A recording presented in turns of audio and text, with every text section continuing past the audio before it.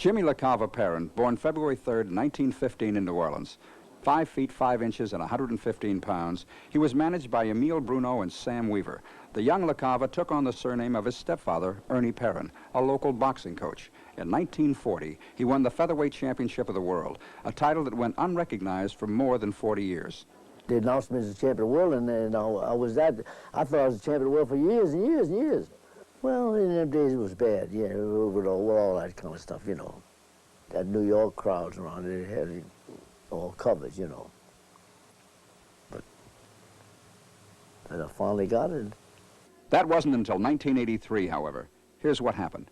The guy that my daddy boxed for the title and beat, he was owned by Al Weil, who was Rocky Marciano's manager. And all these men, to me, were solid syndicate men. And New York was the Mecca. They controlled everything that if a fighter in New Orleans would fight for a title, he automatically would have to sell a certain amount of his salary, I mean his contract to the one he was fighting, the syndicate people. So they would have a percent of everybody. They could determine who won and who lost.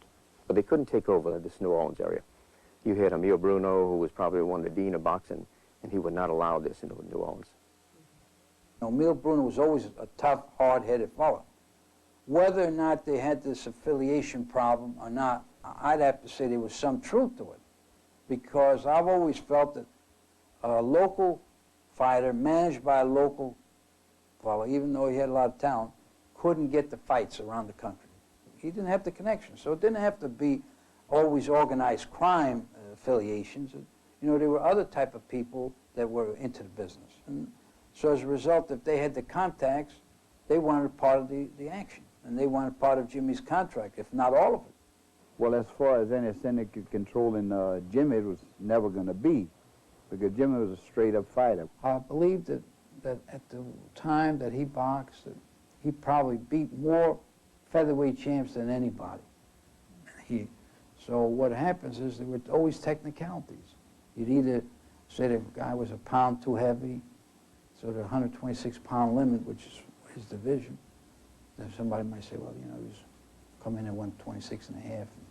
It's not a title fight. After Jimmy wins the fight. The 30s was no different than today.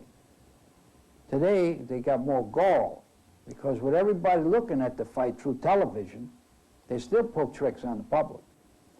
In those days, it was only the people who went to see the fight that could see what happened, and they were not that well aware of what was happening behind the scenes.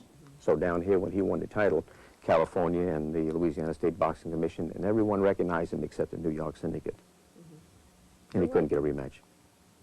In the earlier 1980s, through the intervention of boxing authorities, Jimmy Perrin's title fight was investigated, and in 1983, his championship was given its rightful place in the Ring Record Book and Boxing Encyclopedia. Jimmy was really championship material from way back.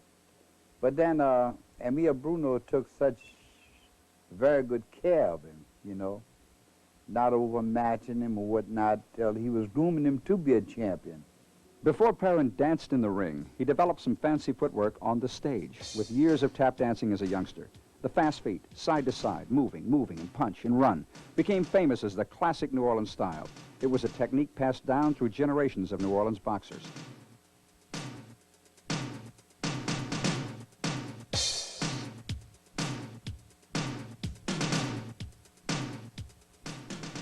I think that the majority of the fighters in New Orleans were extremely clever.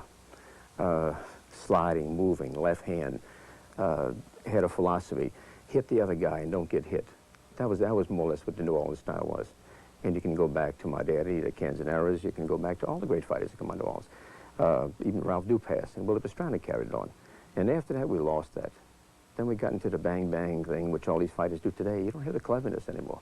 Perrin's punch and style got him on the 1932 Olympic team as an alternate.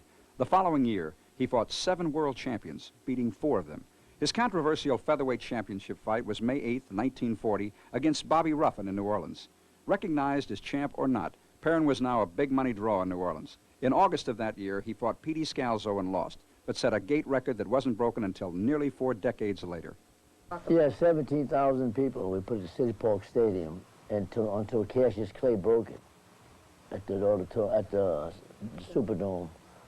The following year, 1941, Perrin called it quits. Still a young man at 26, he joined the New Orleans Police Department, where he remained for the next 20 years. He then went to work for the assessor's office and retired in 1989.